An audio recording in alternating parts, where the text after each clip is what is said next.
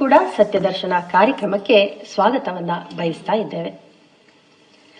ಈ ಲೋಕದಲ್ಲಿ ಯಾರು ಯಾರಿಗೂ ಮಿತ್ರರಲ್ಲ, ಯಾರಿಗೂ ಶತ್ರುವಲ್ಲ. ಎಲ್ಲಕ್ಕೂ ಸ್ವಾರ್ಥವೇ ಮೂಲವಾದ ಕಾರಣ ಎನ್ನಲಾಗಿದೆ. ಆದ್ದರಿಂದಲೇ ಮೂರ್ಖನಾದ ಮಿತ್ರನಿಗಿಂತಲೂ ಪಂಡಿತನಾಗಿರುವಂತಹ ಶತ್ರುವೇ ಲೇಸು ಎಂಬುದಾಗಿ ಹೇಳುತ್ತಾರೆ.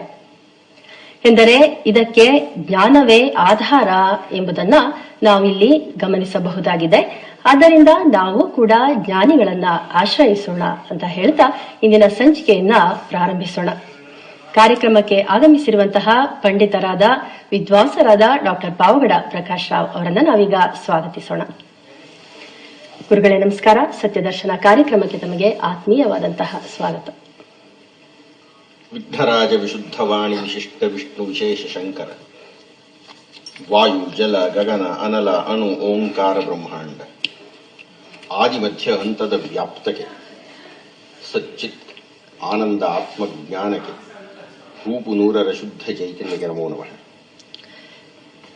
ಆದಿತ್ಯ ಹೃದಯದಲ್ಲಿ ಈಗ ಸೂರ್ಯನು ಅಪಾಂಪತಿ ಎಂದರೆ ನೀರಿಗೆ ಒಡೆಯ ಅನ್ನುವಂತಹ ವಿಚಾರವನ್ನ ಹಿಂದಿನ ಸಂಚಿಕೆಯಲ್ಲಿ ನಾವು ಅರಿತುಕೊಂಡ್ವಿ. ಹಾಗೆಯೇ ಮುಂದಿನ ಶ್ಲೋಕಾರ್ಥವಾಗಿ ಪಿತರೋ ವಸವಹೋ ಸಾಧ್ಯ ಎನ್ನುವಂತಹ ಈ ಶ್ಲೋಕದ ಅರ್ಥವನ್ನ ನಾವು ಗ್ರಹಿಸಬೇಕಾಗಿದೆ. ಗುರುಗಳೇ, ತಾವದನ್ನ ದಯವಿಟ್ಟು ತಿಳಿಸ್ಕೊಡ್ಬೇಕು.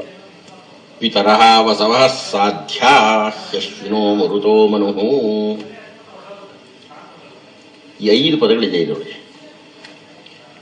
ಈ 5 ಪದಗಳ ಹಿನ್ನೆಲೆ ಆದಿತ್ಯನದೋ ಅನ್ನೋದು ಪ್ರಶ್ನೆ. ಮೊದಲನೇದು ಪಿತರಃ ಅಂದ್ರೆ ಪಿತೃ ಅಂತ. ಇದನ್ನ ನಾವು ಸರಿಯಾಗಿ ಅರ್ಥ ಮಾಡಿಕೊಳ್ಬೇಕು. ಏನದು ಪಿತೃ ಅಂದ್ರೆ ಯಾವುದು? ಪಿತೃ ಅನ್ನತಕ್ಕಂಥದ್ದು ಯಾರಿಗೆ ಸಂದಾಯವಾಗುತ್ತದೆ, ಹಾಗೆ ಸಂದಾಯವಾದರೆ ಅದರ ಸ್ಥಾನ ಏನು, ಅದರ ವಿಭಾಗಗಳೇನು, ಅದು ಹೇಗೆ ಸೂರ್ಯನೇ ಸಮೀಪ ಆಗುತ್ತದೆ ಅನ್ನೋದು ಪ್ರಶ್ನೆ. ಪಿತರಃ ಅಂದ್ರೆ ಪಿತೃ ಅಂತ. ಪಿತೃ ಅಂದ್ರೆ ಏನು ಅಂದ್ರೆ, ನಮ್ಮ ಯಾವುದೋ ಒಂದು ಧರ್ಮವನ್ನು ಬಿಟ್ಟರೆ ಉಳಿದ ಎಲ್ಲ ಧರ್ಮಗಳು ಒಂದು ಸಿದ್ಧಾಂತವನ್ನು ಒಪ್ಪಿಕೊಂಡಿದೆ. ಅದು ಏನಪ್ಪಾ ಅಂದ್ರೆ ಪುನರ್ಜನ್ಮ ಸಿದ್ಧಾಂತ. ಅಂದರೆ ಈ ಜನ್ಮದಲ್ಲಿ ನನ್ನ ದೇಹವನ್ನು ತ್ಯಜಿಸಿ ನನ್ನ ಪ್ರಾಣ ಹೋಗುತ್ತೆ. ಅಗ್ನಿದಗ್ಧಾಶ್ಚ ಅನಗ್ನಿದಗ್ಧಾಶ್ಚ ಅಂತ ಮಂತ್ರ. ಅಗ್ನಿ ಅಂದ್ರೆ ಬೆಂಕಿಯಿಂದಲಾದರೂ ದೇಹ ಸುಟ್ಟು ಬಿಡುತ್ತೆ. ಬೆಂಕಿ ಆದ್ರೆ ಹೂಳತಕ್ಕಂಥದ್ದು, ಹೂಳುವುದರಿಂದಾಗಿ ಆದರೂ ದೇಹ ಕೊಳೆತು ಹೋಗುತ್ತೆ. ನಾವು ಯಾವ ಶರೀರವನ್ನು ಪೋಷಣೆ ಮಾಡ್ತಾ ಇದ್ದೇವೆ ಅದು ಯಾವುದೋ ಒಂದು ಕ್ಷಣದಲ್ಲಿ ನಮಗೆ ಗೊತ್ತಿಲ್ಲದಂತೆ ತನ್ನ ಕೆಲಸವನ್ನು ನಿಲ್ಲಿಸುತ್ತೆ. ಕೆಲಸವನ್ನು ನಿಲ್ಲಿಸುತ್ತೆ ಅಂತಂದ್ರೇನು? ಕಣ್ಣು ನೋಡ್ತಾ ಇದೆ, ನಾನು ಮಾತಾಡ್ತಾ ಇದ್ದೆ, ಮೂಗು ಗಾಳಿ ತಗೊಳ್ತಾ ಇದೆ. ಇದು ನನಗೆ ಗೊತ್ತಿಲ್ಲದೆ, ಪ್ರಪಂಚದಲ್ಲಿ ಯಾರಿಗೂ ಗೊತ್ತಿಲ್ಲ ಯಾವ ಕ್ಷಣದಲ್ಲಿ ನಾನು ಸಾಯ್ತೀನಿ ಅಂತ. ಇದ್ದಕ್ಕಿದ್ದ ಹಾಗೆ ಇದೆಲ್ಲ ಸ್ಥಗಿತ ಆಗುತ್ತೆ. ಯಾಕೆ ಸ್ಥಗಿತ ಆಗುತ್ತೆ, ಯಾಕೆ ನಿಂತು ಹೋಗುತ್ತೆ ಅಂದ್ರೆ, ಅಲ್ಲಿಯ ಇದು ನಾನಾಗಲೇ ಹೇಳಿದಾಗೆ ಇಡೀ ಪ್ರಪಂಚದ ಎಲ್ಲ ಧರ್ಮಗಳನ್ನು ಹೋಲಿಸಿದ್ರು ಒಂದೇ ಒಂದು ಧರ್ಮ ಇದನ್ನು ಒಪ್ಕೊಳ್ಳಲ್ಲ. ಇನ್ನು ಉಳಿದ ಎಲ್ಲ ಧರ್ಮಗಳು ಇದನ್ನು ಒಪ್ಕೊಳ್ಳುತ್ತೆ. ಏನು? ನಮ್ಮ ದೇಹದ, ನಮ್ಮ ಶರೀರದ, ನಮ್ಮ ತನುವಿನ ಎಲ್ಲ ಅಂಗೋಪಾಂಗಗಳು ಕೆಲಸಗಳನ್ನು ಮಾಡಬೇಕಾಗಿದ್ದರೆ ಅದರ ಒಳಗೆ ಆ ಚೈತನ್ಯವನ್ನು ಹರಿಸತಕ್ಕಂಥ ಒಂದು ಶಕ್ತಿ ಇರಬೇಕು. ದೀಪ ಇದೆ, ಅದು ಬುರುಡೆ, ಗಾಜಿನ ಬುರುಡೆ. ಗಾಜಿನ ಬುರುಡೆಗೆ ಏನೋ ಒಂದು ತಂತಿ ಇಟ್ಟಿದ್ದಾರೆ. ಗಾಜಿನ ಬುರುಡೆ ತಂತಿ ಯಾವಾಗಲೂ ಇರುತ್ತೆ, ಅದ್ರ ಬೆಳಗುವುದು ಯಾವಾಗ? ಆ ವಿದ್ಯುತ್ ಬಂದಾಗ. ವಿದ್ಯುತ್ ಹೋದ್ರೆ ನಿಂತು ಹೋಗ್ತದೆ. ಹಾಗೆ ಎಲ್ಲ ಇಂದ್ರಿಯಗಳು ಕೆಲಸ ಮಾಡತಕ್ಕಂಥದ್ದು ಯಾವುದೋ ಒಂದು ಶಕ್ತಿಯಿಂದ. ಆ ಶಕ್ತಿ ಯಾವಾಗ ಬಂತು ಅನ್ನೋ ನಮಗೆ ಗೊತ್ತಿಲ್ಲ. ಅಂದ್ರೆ ಮೊದಲನೇ ಕ್ಷಣದಲ್ಲಿ ತಾಯಿಯ ಗರ್ಭದಲ್ಲಿ ಇದ್ದಾಗ ತಂದೆ ತಾಯಿಗಳ ಸಂಯೋಗದಿಂದ ಅದು ಯಾವುದೋ ಒಂದು ಕ್ಷಣದಲ್ಲಿ ಅಂಡಾಣು ವೀಜಾಣು ಸೇರ್ತಲ್ಲ, ಆಗ ಪ್ರಾಣ ಪ್ರತಿಷ್ಠೆ ಆಗೋಯ್ತು. ಗೊತ್ತಿಲ್ಲ ನಮಗೆ, ನಾವು ಹುಟ್ಟಿದ ಕ್ಷಣ ನಮಗೆ ಗೊತ್ತಿಲ್ಲ. ಒಂದಷ್ಟು ಕಾಲ ಆದ್ಮೇಲೆ ಪ್ರಾಣ ಪ್ರತಿಷ್ಠೆಯಾಗಿದ್ದಂತಹ ಯಾವುದೋ ಒಂದು ಶಕ್ತಿ ಉಂಟಲ್ಲ, ಅದು ಹೋಯ್ತು. ಹೋದ್ಮೇಲೆ ನಮಗೆ ಗೊತ್ತಾಗಲ್ಲ, ಬೇರೆಯವ್ರಿಗೆ ಗೊತ್ತಾಗುತ್ತೆ ಅಷ್ಟೇನೆ, ನಮಗೆ ಗೊತ್ತಾಗಲ್ಲ ಅದು.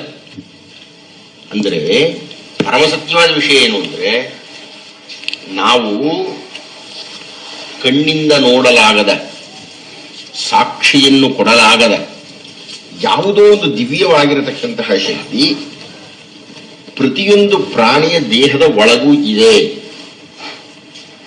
ಅದು ಸ್ವ ಇಚ್ಛೆಯಿಂದ ಕೆಲಸ ಮಾಡುತ್ತೆ. ಹೋಗ್ಬಿಡ್ತದು ಆ ಶಕ್ತಿ, ಈ ಇಂದ್ರಿಯಗಳೆಲ್ಲ ಸ್ತಬ್ಧ ಆಗುತ್ತೆ, ಆಗಲೇ ಸಾವು ಅಂತ ಕರೀತಕ್ಕದ್ದು. ಹೀಗಾಗಿ ನಮ್ಮ ಶರೀರದ ಎಲ್ಲ ಇಂದ್ರಿಯಗಳನ್ನು ನಿಯಂತ್ರಣ ಮಾಡ್ತಾ ಇರತಕ್ಕಂತಹ, ನಮ್ಮ ಕಣ್ಣಿಗೆ ಗೋಚರವಾಗದೇ ಇರತಕ್ಕಂತಹ ಒಂದು ಶಕ್ತಿ ಉಂಟು. ಅದನ್ನು ನಾವು ಆತ್ಮ ಅಂತ ಕರೆದಿದ್ದೇವೆ, ಪ್ರಾಣ ಅಂತ ಕರೆದಿದ್ದೇವೆ, ಜೀವ ಅಂತ ಕರೆದಿದ್ದೇವೆ, ಅದರ ಮನಸ್ಸು ಅಂತ ಕರೆದಿದ್ದಾರೆ. ಅಂತೂ ಅದರ ನಿಯಂತ್ರಣದ ಒಳಗೆ ಈ ದೇಹ ಇದೆ, ಈ ಶರೀರ ಇದೆ. ಹೋದಾಗ ಈ ದೇಹ ಏನಾಗುತ್ತೆ? ಹೆಣ ಆಗುತ್ತೆ. ಹೋದ ಆತ್ಮಕ್ಕೆ ಏನಂತ ಕರೀತಾರೆ? ಪ್ರೇತ ಅಂತ ಕರೀತಾರೆ. ದೇಹವನ್ನು ಬಿಟ್ಟು ತೊಲಗಿದ ಆ ಅದೃಷ್ಟವಾದ ಗೊತ್ತಿಲ್ಲದ ಶಕ್ತಿಗೆ ದೇಹದ ಒಳಗೆ ಅದು ಇದ್ದಾಗ ನಮ್ಮ ಜೀವ ಕಣಪ್ಪ, ನಮ್ಮ ಆತ್ಮ ಕಣ್ರಿ ಇದು ಅಂತ ಮಾತಾಡ್ತೀನಿ. ಅದೇ ಆ ಆತ್ಮ, ಆ ಜೀವ ಈ ದೇಹವನ್ನು ಬಿಟ್ಟು ಹೊರಗಡೆ ಹೋಗ್ತಿದ್ದಾಗಿದೆ ಬರ್ತಕ್ಕಂಥದ್ದು ಪ್ರೇತ ಅಂತ ಹೆಸರು ಬರುತ್ತೆ. ಈ ದೇಹವನ್ನು ಏನ್ ಮಾಡ್ತಾರೆ? ಸುಟ್ಟಾಕ್ತಾರೆ, ಹೂತಾಕ್ಬಿಡ್ತಾರೆ. ಈ ಹೊರಗೆ ಬಂದಿದೆಯಲ್ಲ ಪ್ರೇತ, ಈ ಹೆಸರು ಅದಕ್ಕೆ ಎಷ್ಟು ದಿವಸ ತನಕ ಇರುತ್ತೆ? ಸಪಿಂಡೀಕರಣ ಆಗುವ ತನಕ ದೇಹವನ್ನು ಬಿಟ್ಟು ಹೊರಗೆ ಬಂದಂತಹ ಆತ್ಮಕ್ಕೆ ಪ್ರೇತ ಅಂತ ಕರೀತಾರೆ. ಸಪಿಂಡೀಕರಣ ಅನ್ನತಕ್ಕಂತಹ ಶಾಸ್ತ್ರ ಆಗತಾ ಇದ್ದ ಹಾಗೆ ಆ ಪ್ರೇತ ಅನ್ನುವ ಶಬ್ದ ಹೋಗಿ ಪಿತೃ ಅಂತ ಆಗ್ಬಿಡುತ್ತೆ. ಪಿತರಹ ವಸವೋ ಸಾಧ್ಯಾಶ್ವಿನೋ ಮರುತೋ ಮನುಹು. ಹೀಗಾಗಿ ಆದಿತ್ಯ ಹೃದಯದಲ್ಲಿ ಏನಾಗ್ತಾ ಇದೆ ಈಗ? ಪಿತೃ ಅಂದ್ರೆ ಯಾವುದೊಂದು ಗೊತ್ತಾಯ್ತಲ್ಲ. ಪಿತೃ ಅಂದ್ರೆ ಯಾವುದು? ಆತ್ಮನೇ ಕಣಪ್ಪ. ನಮ್ಮ ದೇಹದ ಒಳಗೆ ಇರತಕ್ಕಂತಹ ಆತ್ಮವೇ ಪಿತೃವಾಗಿ ಪರಿವರ್ತನೆ ಆಯಿತು. ಯಾರಿಗೆ ಅದು ಪಿತೃ? ನನ್ನ ಮಕ್ಕಳಿಗೆ, ನನ್ನ ವಂಶಸ್ಥರಿಗೆ ನಾನು ಪಿತೃವಾಗ್ತೀನಿ. ಅಂದ್ರೆ ನನಗೆ ನಮ್ಮ ತಂದೆ ಪಿತೃವಾಗಿದ್ದಾರೆ. ನಮ್ಮ ತಂದೆಯ ತಂದೆ ನಮ್ಮ ಅಪ್ಪನ ಪಿತೃವಾಗಿದ್ದರು. ನಮ್ಮ ತಂದೆಯ ತಂದೆಯ ತಂದೆ ನಮ್ಮ ತಾತನ ಪಿತೃವಾಗಿದ್ದರು. ಅಂದ್ರೆ 4ನೇ ತಲೆಯವನಾಗಿರ್ತಕ್ಕಂತಹ ನನಗೆ ಪಿತೃ, ಪಿತಾಮಹ, ಪ್ರಪಿತಾಮಹ ಅಂತ 3 ಜನರನ್ನ ನಮ್ಮ ಶಾಸ್ತ್ರಗಳು ನಿಗದಿ ಮಾಡುತ್ತೆ. ಆನಂತರ ಅವರು ಆನಂದ ಲೋಕಕ್ಕೆ ಹೋಗ್ತಾರೆ, ಇತ್ಯಾದಿ ಎಲ್ಲ. ಈಗ ಪಿತೃ ಅಂದ್ರೆ ಏನು ಅಂತ ಗೊತ್ತಾಯ್ತು. ಪಿತೃ ಅಂದ್ರೆ ಏನು? ಆತ್ಮವೇ ಪಿತೃ. ಹಿಂದಿನ ಹಲವಾರು ಸಂಚಿಕೆಗಳಲ್ಲಿ ನಾವು ಮಾತಾಡಿದ್ವಿ. ಈ ಆತ್ಮಶಕ್ತಿ ಅಂದ್ರೆ ಯಾವುದು? ಹೆಚ್ಚು ಅದರ ಬಗ್ಗೆ ವಿವರಣೆ ವಿಚಾರಣೆ ಮಾಡದೆ ಬಹಳ ಸರಳವಾಗಿ ಅರ್ಥ ಮಾಡ್ಕೋಬೇಕು ಅಂದ್ರೆ, ನಮ್ಮ ಕಣ್ಣು ಕೆಲಸ ಮಾಡ್ತಾ ಇದ್ದಾರೆ, ಆವಾಗ ನಾನು ಪ್ರೇತವಾಗಿಲ್ಲ. ಹಲ್ಲುಗಳೆಲ್ಲ ಬಿದ್ದೋಯ್ತಪ್ಪ, ಪ್ರೇತವಾಗಿಲ್ಲ. ಗೂಂಬೇನ್ ಬಂದ್ಬಿಟ್ಟಿದೆ ರೀ, ಪ್ರೇತ ಆಗಿಲ್ಲ. ಊಟ ಮಾಡಿದ್ದೆಲ್ಲೋ ದಿವಸಕ್ಕೆ 1-2 ತುತ್ತು ತಿಂತೀನಿ, ಯಾಕಂದ್ರೆ ಜೀರ್ಣಶಕ್ತಿ ಕಡಿಮೆ ಆಗಿದೆ, ಪ್ರೇತ ಆಗಿಲ್ಲ. ಕಣ್ಣು ಕಾಣಿಸ್ತಾ ಇಲ್ಲ, ದಪ್ಪ ಕನ್ನಡಕ ಹಾಕೊಳ್ತೀನಿ, ಆದರೂ ಕಾಣಿಸಲ್ಲ, ಕಣ್ಣೇ ಕಾಣಿಸಲ್ಲ, ಪ್ರೇತ ಆಗಿಲ್ಲ. ಪ್ರೇತ ಯಾವಾಗಾಯ್ತು? ಜೀವ ಪ್ರಾಣ ಹೊರಗಡೆ ಹೋದ್ಮೇಲೆ. ಅದು ಹೋಯ್ತು ಅಂತ ನಮ್ಗೆ ಹೇಗೆ ಗೊತ್ತಾಗುತ್ತೆ? ಉಸಿರಾಟ ನಿಂತು ಹೋಗ್ಬಿಡುತ್ತೆ ನಮ್ಮ ದೇಹದ್ದು, ಹಾಗೂ ದೇಹ ತಣ್ಣಗಾಗುತ್ತೆ, ಕೊರಡಾಗುತ್ತೆ. ಅದು ಬಹಳ ಪ್ರಧಾನವಾದ. ನಿಮ್ಮ ದೇಹ ತಣ್ಣಗಾಗ್ತಾ ಇದ್ದ ಹಾಗೆ, ತಣ್ಣಗಾಗ್ತಾ ಇದೆ ಅಂದ್ರೆ ಅರ್ಥ ಏನು? ಅದರೊಳಗಿರ್ತಕ್ಕಂಥ ಶಾಖ ಹೋಯ್ತು. ಶಾಖ ಎಲ್ಲಿಂದ ಬರ್ತಾ ಇದೆ? ಸೂರ್ಯನಿಂದಲೇ ಬರ್ತಾ ಇದೆ. ಇದು ಮಹಾ ಖಚಿತ ಅರ್ಥ ಮಾಡ್ಕೋಬೇಕು ನಾವು, ಯಾಕೆಂದ್ರೆ ಆದಿತ್ಯ ಹೃದಯದ ಅರ್ಥದಲ್ಲಿ ಮಾತಾಡ್ಬೇಕು ನಾವು.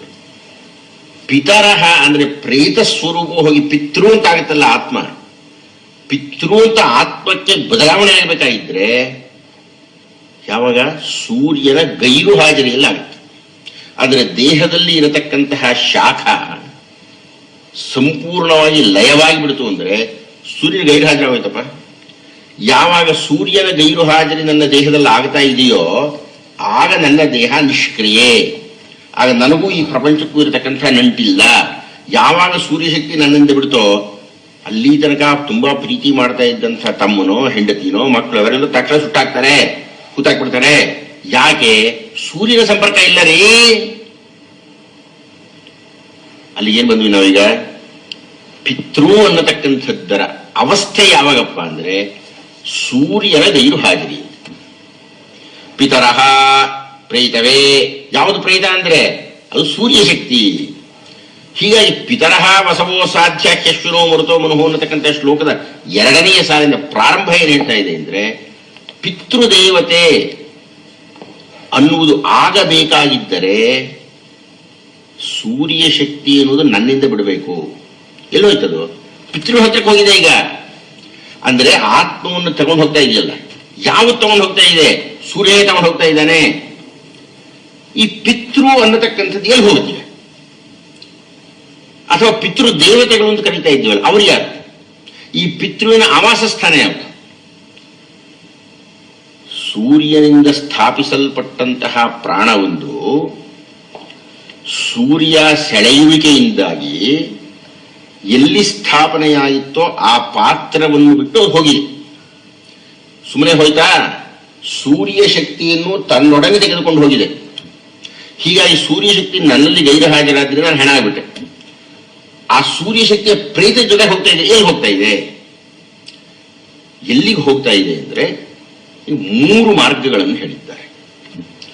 ಒಂದು ದೇವಯಾನ, ಒಂದು ಪಿತೃಯಾನ, 3ನೇದು ನರಕಯಾನ ಅಂತ ಹೇಳ್ತಾರೆ. ಈ ಪಿತೃಯಾನ ಅಂದ್ರೆ, ನರಕಯಾನ ಅಂದ್ರೆ ಏನು, ಅದು ದೇವಯಾನ ಅಂದ್ರೆ ಅನ್ನುವುದರ ಮೇಲೆ ಈ ಪಿತೃವಾಗಿರತಕ್ಕಂತಹ ಆತ್ಮಶಕ್ತಿ ಎಲ್ಲಿಗೆ ಹೋಗಿ ನೆಲೆ ನಿಲ್ಲುತ್ತೆ ಅಂತ ಗೊತ್ತಾಗುತ್ತೆ. ಈ ದೇವಯಾನದಲ್ಲಿ ಅದನ್ನೆಲ್ಲ ಭಗವದ್ಗೀತೆಯ ಮುಂದೆ ಬಹಳಷ್ಟು ವಿಸ್ತಾರವಾಗಿ ಮಾತಾಡ್ತಾರೆ. ಅದನ್ನ ಪಿತೃಯಾನ ಅಂದ್ರೇನು, ದೇವಯಾನ ಅಂದ್ರೇನು, ಉತ್ತರಾಯಣ ಸಂದರ್ಭದಲ್ಲಿ, ಶುಕ್ಲ ಪಕ್ಷದಲ್ಲಿ, ಹೀಗೇನೋ ಕೆಲವು ನಿಯಮಗಳಿದೆ. ಆಗ ದೇಹವನ್ನು ಬಿಟ್ಟಂತಹ ಆತ್ಮದ ಪ್ರಯಾಣ ದೇವಯಾನದ ಕಡೆ ಹೋಗುತ್ತೆ. ಅಂದ್ರೆ ದೇವತೆಗಳು ಇರತಕ್ಕಂಥ ಕಡೆ ಹೋಗುತ್ತೆ. ದೇವತೆಗಳು ಎಲ್ಲಿದ್ದಾರೆ? ಸ್ವರ್ಗದಲ್ಲಿದ್ದಾರೆ. ದೇಹವನ್ನು ಬಿಟ್ಟಂತಹ ಆತ್ಮ ಸ್ವರ್ಗಕ್ಕೆ ಹೋಗ್ತಾ ಇದೆ ಅಂದ್ರೆ ದೇವಯಾನದಲ್ಲಿ ಹೋಗಬೇಕು. ಅದು ಯಾಕೆ ದೇವಯಾನದಲ್ಲಿ ಹೋಗುತ್ತೆ? ಪಿತೃಯಾನದಲ್ಲಿ ಯಾಕೆ ಹೋಗಲ್ಲ? ಯಾಕೆ ಹೋಗಲ್ಲ ಅಂದ್ರೆ ಆ ಜೀವಾತ್ಮ ನನ್ನ ದೇಹದಲ್ಲಿ ಇದ್ದಾಗ ನಾನೇನೋ ಕೆಲವು ಕರ್ಮಗಳನ್ನು ಮಾಡಿರ್ತೀನಿ. ಆ ಕರ್ಮಗಳ ಫಲದಿಂದಾಗಿ ಅದು ದೇವಯಾನದ ಕಡೆ ತಿರ್ಕೊಂಡ್ಬಿಡುತ್ತೆ.